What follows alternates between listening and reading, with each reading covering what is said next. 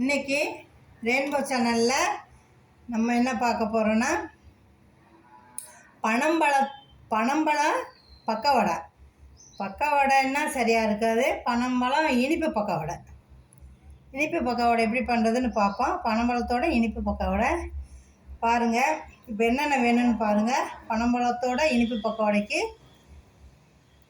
கிஸ்மிஸ்ஸு, முந்திரி பருப்பு, தேங்காய் துருவல், ஒரு சின்ன கிண்ணத்தில் ரவை ஒரு அரை கிண்ணம், ஜீனி அரை கிண்ணம். ஏன்னா பழத்தில் இனிப்பு இருக்கும், ஜீனி குறையாதான் போடணும். ரொம்ப இனிப்பாகவும் இல்லாமல் நல்லா வேணால் பழம் இனிப்பாக இருக்கும், அதனால் நம்ம ஜீனி குறையா போடணும். பாலை காய்ச்சி ஆடை விழுவும் இல்லையா, அந்த ஆடையை மட்டும் எடுத்து இதில் சேர்த்துக்கணும். மாவு பிசையும் போது 2 வாழைப்பழம், நல்லா கனிஞ்ச பழமாக, நல்லா பழுத்து கனிஞ்ச பழமாக 2 வாழைப்பழம். ஏலக்காய் நான் தான் உரித்து பொடி பண்ணி வச்சுருக்கேன். கிஸ்மிஸ்ஸு, முந்திரி பருப்பு.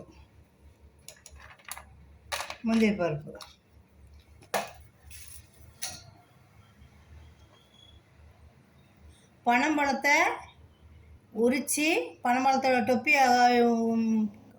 அவுத்துட்டு அதை கருப்பாக இருக்கிற தோலை உரிச்சிட்டு, அதை நான் ஒரு வீடியோ போட்டிருக்கேன், அந்த வீடியோ போய் பாருங்கள். இந்த மாதிரி அதில் இருக்கிறத எடுத்து எடுக்கிற முறை இருக்குது, அந்த முறையில் எடுத்து நல்லா சல்லடையில் சலித்து அந்த நாரெல்லாம் எடுத்துட்டு, இதை ஒரு சின்ன 2-3 டீஸ்பூன் ஜீனி அல்லது உப்பு போட்டு நல்லா கொதிக்க வச்சு, இந்த மாதிரி எவர் சில்வர் பாத்திரத்தில் எடுத்து வச்சுட்டா 1 வாரம் வெளியிலேயே கெடாது. ஃப்ரிட்ஜில் தான் வச்சுருக்கேன், ஆனால் வெளியிலேயே 1 வாரம் கெடாது, நல்லா இருக்கும்.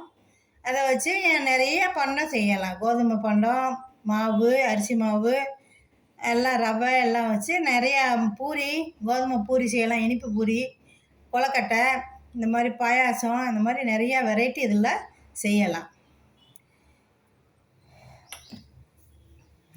அரிசி மாவு இது மிக்சியில் எடுத்து வச்சுருக்கேன்.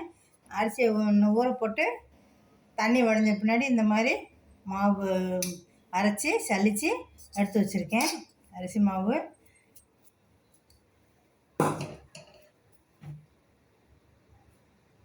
பொரிக்கிறதுக்கு எண்ணெய், கடலை எண்ணெய், எந்த எண்ணெயோ வெள்ளை எண்ணெய் இருந்தால் எடுங்க.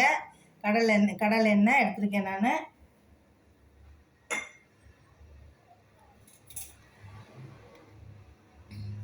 இதெல்லாம் போட்டு பிசைகிறப்ப தண்ணி பத்தலைன்னா இப்போ பால், இந்த மாதிரி பால் கொஞ்சம் எடுத்து வச்சுருக்கேன். தேவைப்பட்டால் யூஸ் பண்ணுவோம், இல்லைன்னா வச்சுருவோம்.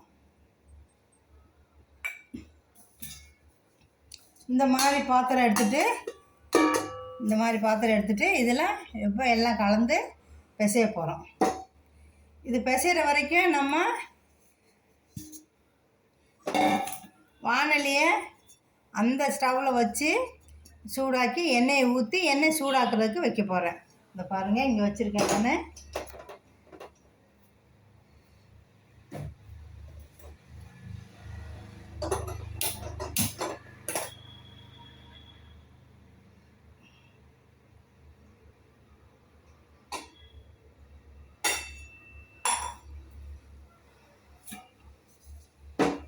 இப்போ இதில் பிசைய போகிறோம். முதல்ல மாவு, பச்சரிசி மாவு,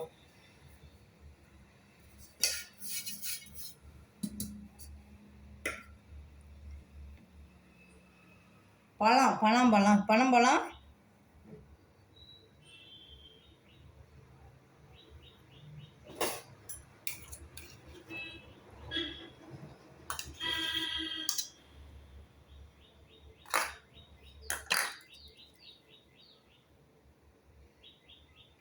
இப்படியே குழந்தைங்களுக்கு கொடுத்தா நல்லா சாப்பிட்ருவாங்க. இது அவ்வளோ வாடையாகவும் இருக்கும், டேஸ்ட்டாகவும் இருக்கும்.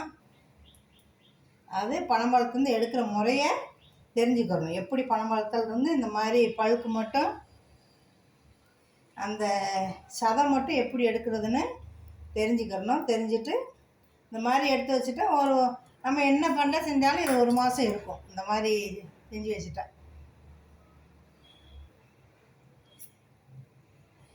பால் ஆடை,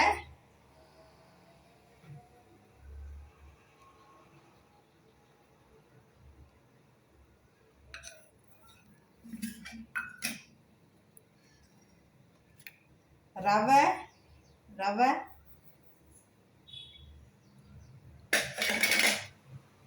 ஜீனி,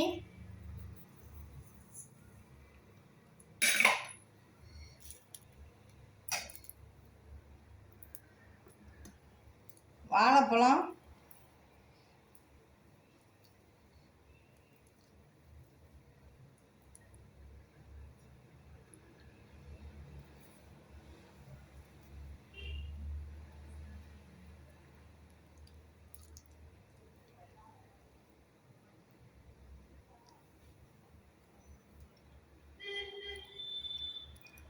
தேங்காய் துருவல்,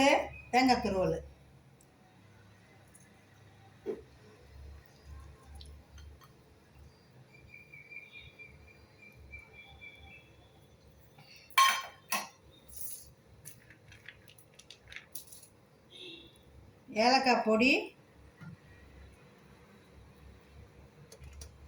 கிஸ்மிஸ்ஸு,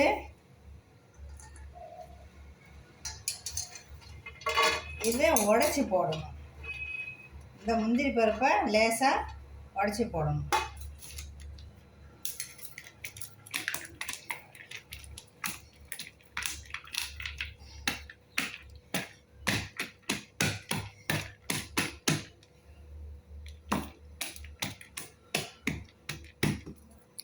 இந்த மாதிரி இதை வச்சு உடச்சி போடணும்.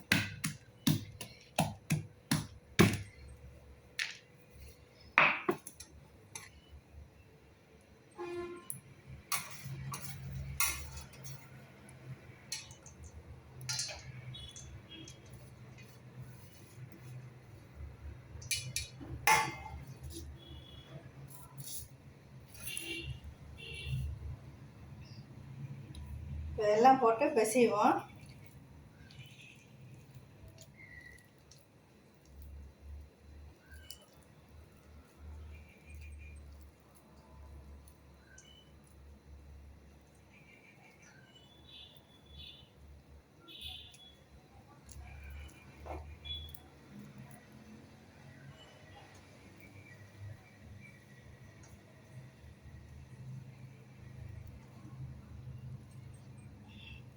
நல்லா டேஸ்ட்டாக இருக்கும். இது வாடை நல்லா இருக்கும்.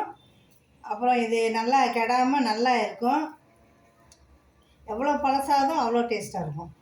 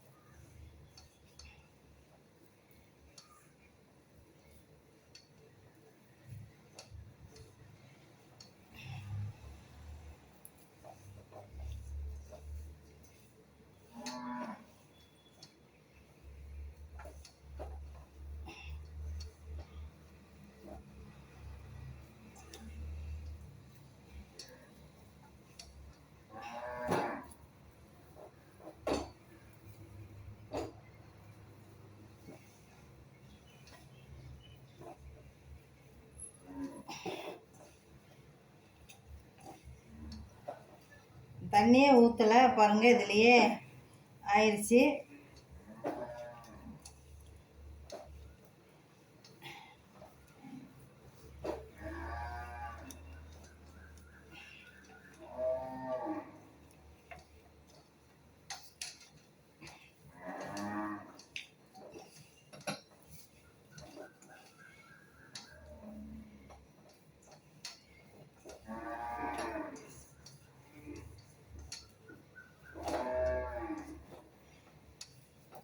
இதேவும் நல்லா லூஸாக தான் இருக்குது.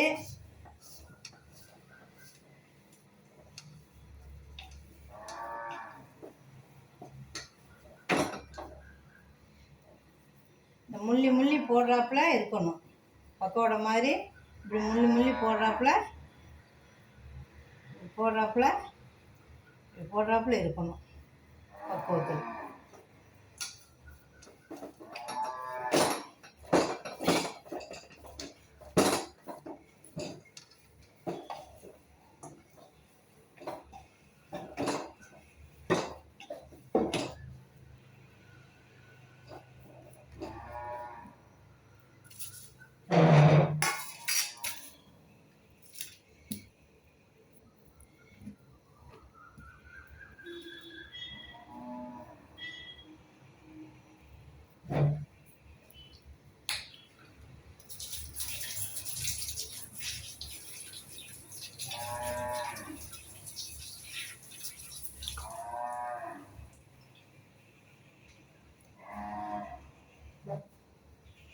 நல்லா பிசைஞ்சாச்சு. இப்போ வீடியோக்கு போகலாம்.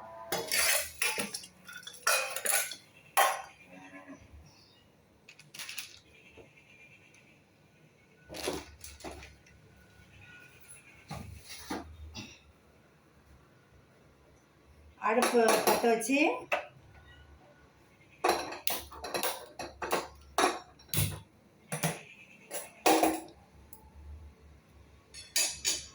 ஏற்கனவே எண்ணெய் சுட வச்சு வச்சுருக்கேன்.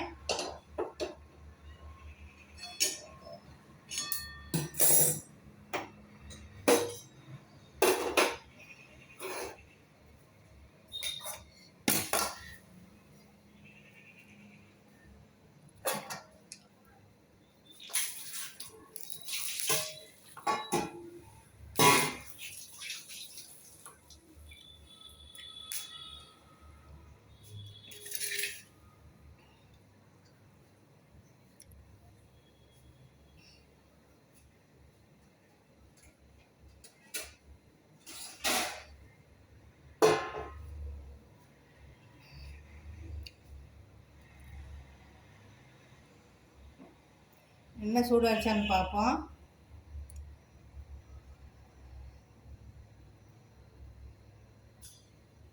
சூடாகிடுச்சு.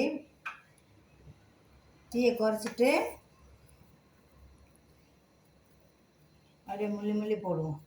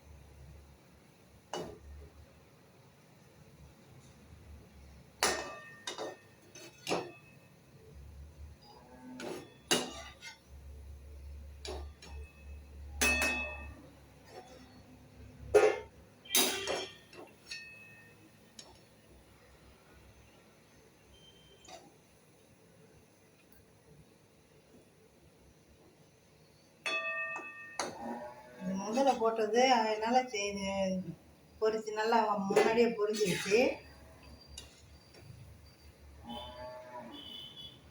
தீ மீடியத்தில் வச்சுட்டு நல்லா பொரிச்சு எடுத்துடணும்.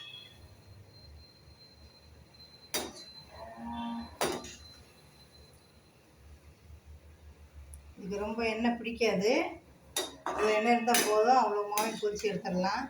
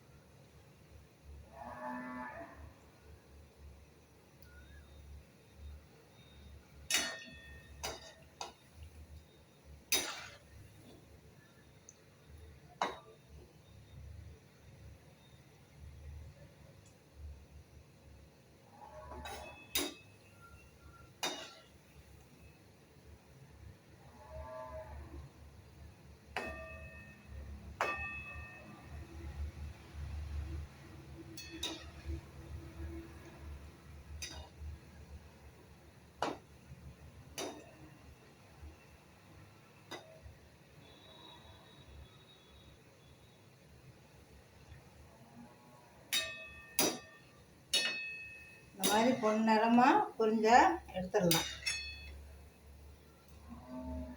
நல்லா மீடியமில் தீ வச்சுட்டு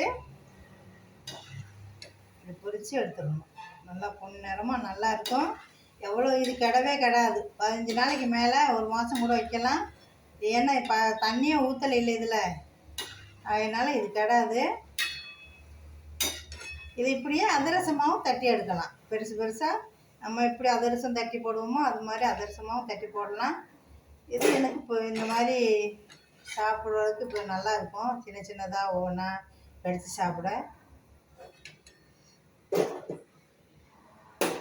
இன்னொரு வட்டம் போட்டு காமிக்கிறேன்.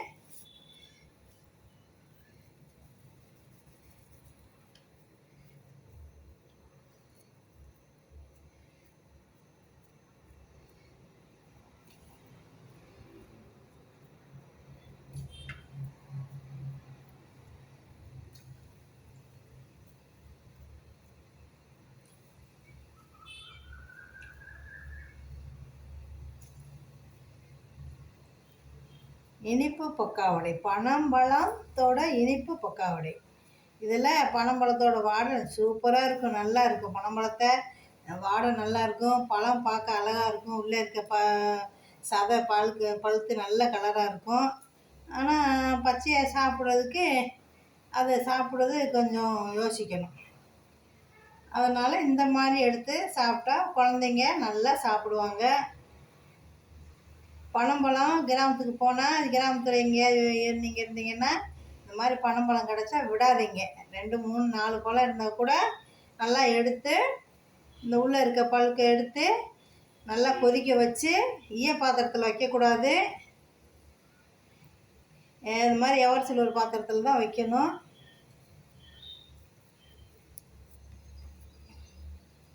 வச்சா நல்லா ஒரு வாரம் 10 நாள் வச்சுட்டேவும் நம்ம ஏதாவது ஒன்று இந்த மாதிரி பண்டை செஞ்சு, இனிப்பு பூரி, கொழுக்கட்டை, நம்ம அவிக்கிறோம் இல்லையா கொழுக்கட்டை, அதில் வெல்லம் போட்டோம், நல்லா சர்க்கரை வெல்லம் போட்டு, ஜீனிக்கு பதிலாக வெல்லத்தை போட்டு இதையும் போட்டு பழத்தையும் போட்டால் பழத்தை இனிப்பு இருக்கும், அதனால் குறையாதான் பிடிக்கும் இனிப்பு.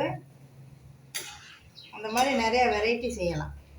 பாயாசம், சின்ன பொடி அரிசியை வச்சு நல்லா பாலில் காய்ச்சிட்டு இந்த பழத்தோட பழுக்க எடுத்து கொஞ்சம் போட்டு ஏலக்காய் போட்டு நல்லா முந்திரி பருப்பு ஏலக்காய் போட்டு பாயாசம் செய்யலாம். பாயாசம் நல்லா கலராக நல்லா இருக்கும், சூப்பராக கோல்டன் கலரில் இருக்கும்.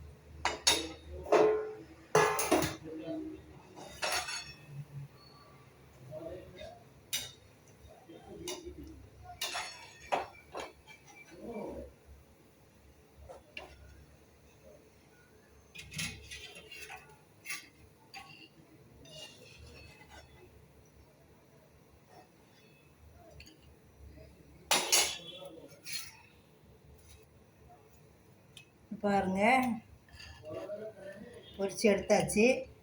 நான் பாக்கியும் இதே மாதிரி பொரித்து எடுக்கணும். இந்த மாதிரி ஒன்று உடச்சி காமிக்கிறேன் பாருங்கள்.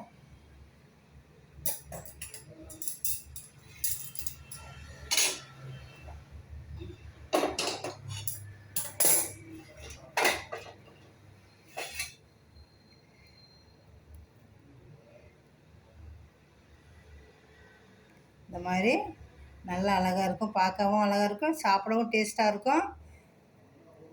ட்ரை பண்ணி பாருங்கள்.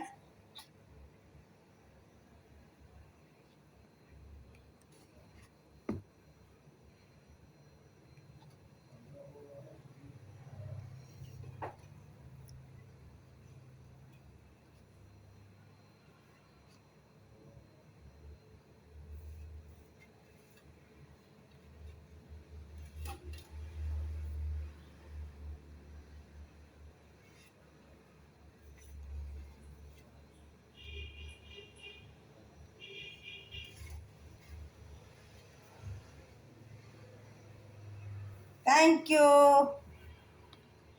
லைக் பண்ணுங்கள், ஷேர் பண்ணுங்கள், சப்ஸ்கிரைப் பண்ணுங்கள். தேங்க்யூ வாட்சிங் ஃபார் வீடியோ.